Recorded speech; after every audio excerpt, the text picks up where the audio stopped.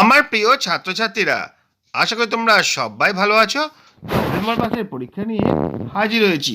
আজ আমরা ষষ্ঠ শ্রেণীর গণিত বিষয় নিয়ে আলোচনা করব। দেখো, 70 নম্বরে একটা পরীক্ষা নেওয়া হয়েছে, তার প্রশ্নগুলো নিয়ে আলোচনা করছি। সময় দেওয়া হয়েছিল 1 ঘন্টা 30 মিনিট। তোমরা এটা অবশ্যই অনুসরণ করবে, আশা করি তোমাদের অনেক কাজে আসবে। আর আজকে ভিডিওটা ভালো লাগলে লাইক কমেন্ট শেয়ার করবে।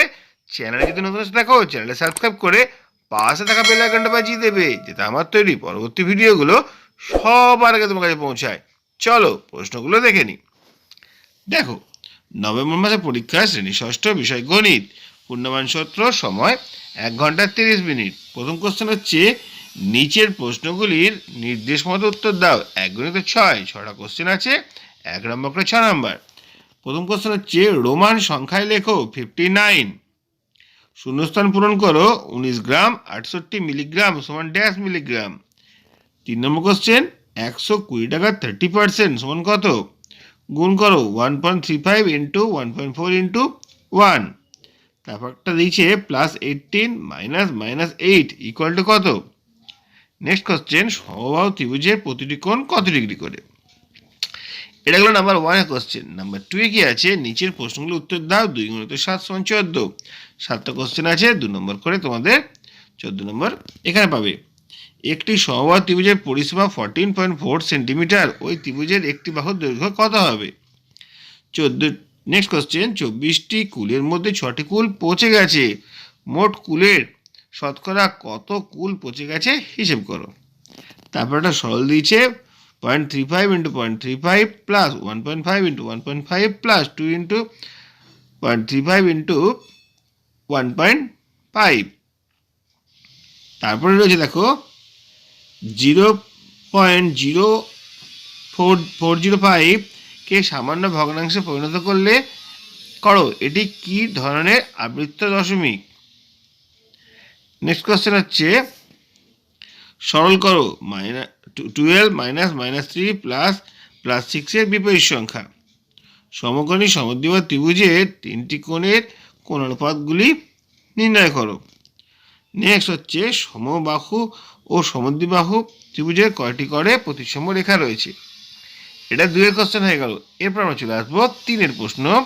প্রতিটি যে কোনো 5টি প্রশ্ন উত্তর দাও। 4 গুণিত 5 সমান 20। আচ্ছা, প্রত্যেকটি কোশ্চেন 4 নম্বর করে, 5টা কোশ্চেন অ্যান্সার দেবো 20 নম্বর, যে কোনো 5টি। দেখো, প্রথম কি রয়েছে, এবছর পাড়ার ক্লাব গাদিয়ারার বেড়াতে যাওয়া হবে। খরচ হিসেবে প্রত্যেকের কাছ থেকে যতজন সদস্য তার 4 গুণ টাকা নেওয়া হয়েছে। মোট 4096 টাকা উঠেছে। তাহলে সদস্য সংখ্যা কতজন? নেক্সট কোশ্চেন হচ্ছে, দুটি ধনাত্মক সংখ্যার গুণফল 162, ভাগফল 2, সংখ্যা দুটি কী কী হবে? তারপরে প্রশ্ন, আমার পড়ার বইয়ের আর গল্পের বইয়ের অনুপাত 4:3। পড়ার বইয়ের সংখ্যা 28, এটা 28 হলে গল্পের বইয়ের সংখ্যা কত? মোট বই কতই?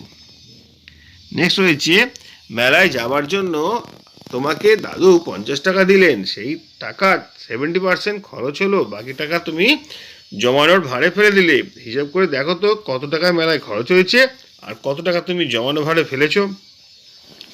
5 কোশ্চেন আছে, 4 অঙ্কের বৃহত্তম পূর্ণবর্গ সংখ্যা নির্ণয় করো যা 12, 18, 20, 12, 18, 30 দ্বারা বিভাজ্য। 6 কোশ্চেনটা দেখো, এটা খুব ইম্পর্টেন্ট কোশ্চেন, পরীক্ষায় প্রায় দেয়।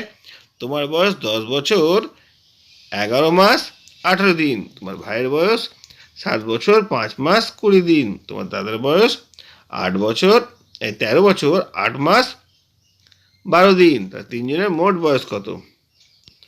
নেক্সট কোশ্চেন হচ্ছে, 210 টাকা প্রতি, এটা খুবই গুরুত্বপূর্ণ কোশ্চেন, তোমরা দেখতে পারো।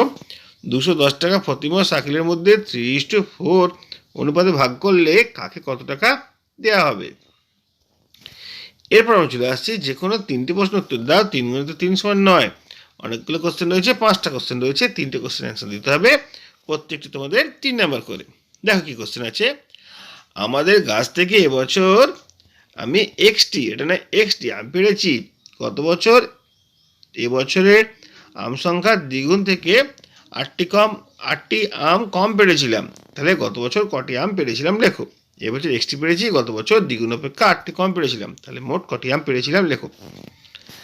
নেক্সট হচ্ছে দেখো, x সমান 10 টাকা লাভ, y সমান 5 টাকা ক্ষতি হলে 3x প্লাস 3y সমান অর্থ কী? সংযোগের সংযোগ নিয়ম যাচাই করো। +3 মাইনাস +5 -3 +2। প্রদত্ত রাশিগুলি বলতে কি বোঝায়? -10 কিমি দক্ষিণ দিকে, -100 মিটার উপরে আর -16 গ্রাম কম। পরবর্তী প্রশ্ন হচ্ছে সংখ্যা রেখার সাহায্যে যোগফল নির্ণয় করো। 9 - 9। এরপরে যে কোনো দুটি প্রশ্নের উত্তর দাও। 3 × 2 = 6। চিত্রসহ সংজ্ঞা দাও। সামান্তরিক ও ট্রাপিজিয়াম চতুর্ভুজের 4টি কোণের সমষ্টি কত? আয়তঘন আর ঘনকের পার্থক্য লেখো। প্রতিসম চিত্র বলতে কি বোঝো? একটি আয়তকার চিত্র এঁকে প্রতিসম রেখাগুলি চিহ্নিত করো। এরপর রয়েছে যে কোনো দুটি প্রশ্ন উত্তর দাও। 4 × 2 = 8। একটি সরলরেখা এবি অঙ্কন করো যার দৈর্ঘ্য 6 সেমি। একটি সরলরেখার বাইরে একটি বিন্দু নাম কে। স্কেল, পেন্সিল, কম্পাসের সাহায্যে কে বিন্দু থেকে এবি সরলরেখার উপর একটি লম্ব কে এল অঙ্কন করো। নেক্সট কোশ্চেন হচ্ছে 6 সেমি দৈর্ঘ্যের পিকিউ সরলরেখাকে সমদ্বিখণ্ডিত করো। আর 3 নম্বর প্রশ্নটা হচ্ছে চারার সাহায্যে 120 ডিগ্রি কোণ আঁকো। পেন্সিল, স্কেল সাহায্যে একে 4 ভাগে ভাগ করে দেখাও। বেশ, হাতের প্রশ্নটা হচ্ছে কি দেখো।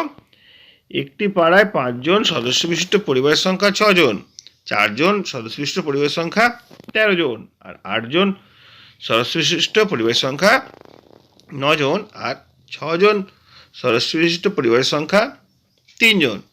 পরিবারের সংখ্যাগুলিকে ট্যালি মার্কের সাহায্যে প্রকাশ করো। 8 প্রশ্নটা যে কোনো একটি প্রশ্ন উত্তর দাও। দুটো রয়েছে, একটা তোমাদের করতে হবে। কি আছে? একটি স্কুলে 6টি বিভিন্ন ক্লাসে ছাত্রদের সংখ্যা দেওয়া হলো। পঞ্চম, ষষ্ঠ, সপ্তম, অষ্টম, নবম, দশম। 150, 125, 135, 115, 105 আর 90। নিজের সুবিধা মতো স্কেল দিয়ে তথ্যটির একটি স্তম্ভচিত্র অঙ্কন করো। পরবর্তী কোশ্চেন হচ্ছে বর্ধমান জেলায় বইমেলায় প্রথম 5 দিনে মানুষের আসার সংখ্যা নিচে দেওয়া হলো। প্রথম দিন, দ্বিতীয় দিন, তৃতীয় দিন, চতুর্থ দিন, পঞ্চম দিন। প্রথম দিন কত মানুষ এসছে? 1000, তারপরে 2000, তারপর 1500, তারপর 1000, তারপর 2500। প্রদত্ত তথ্য থেকে একটি স্তম্ভচিত্র অঙ্কন করো। দেখো, সকল প্রশ্নগুলো তোমাদের সামনে হাজির করলাম। আশা করি তোমাদের অনেক কাজে আসবে। আজকে ভিডিওটা এখানেই শেষ করছি। যদি ভালো লাগে লাইক, কমেন্ট, শেয়ার করবে। চ্যানেলে যদি নতুন থাকো চ্যানেলটা সাবস্ক্রাইব করে পাশে থাকা বেল আইকনটা বাজিয়ে দেবে, যাতে আমার তৈরি পরবর্তী ভিডিওগুলো সবার আগে তোমার কাছে পৌঁছায়। তোমরা প্রত্যেকে ভালো থাকবে।